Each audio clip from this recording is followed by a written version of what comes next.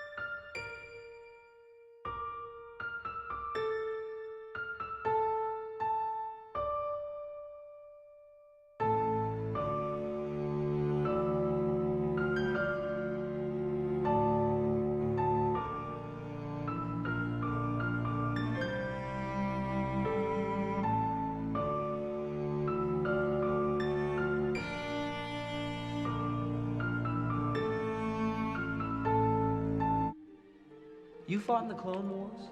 Yes. I was once a Jedi Knight, the same as your father. For over 1,000 generations, the Jedi Knights were the guardians of peace and justice in the Old Republic. Before the Dark Times. Before the Empire.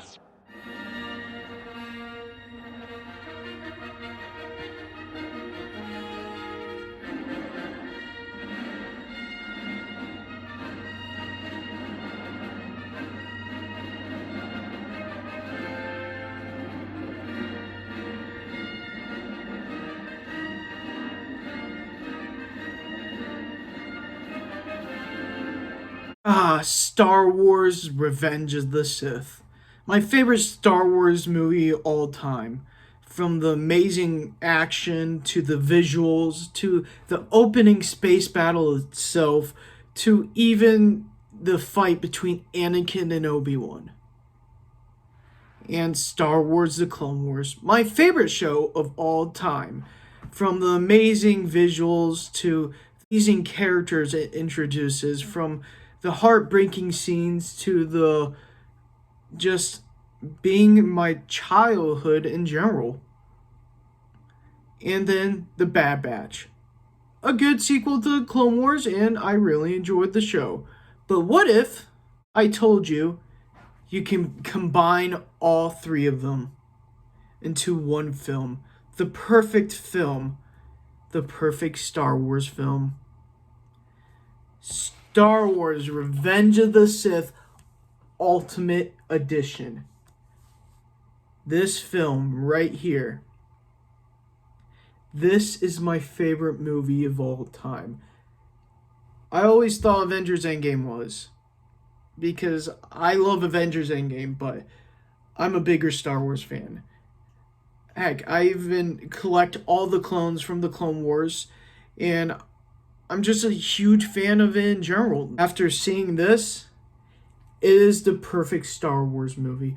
Heck, from the intro alone, the freaking text scroll has the opening narration behind it, and it is amazing. This film is 5 hours long. It's the longest movie I've ever seen.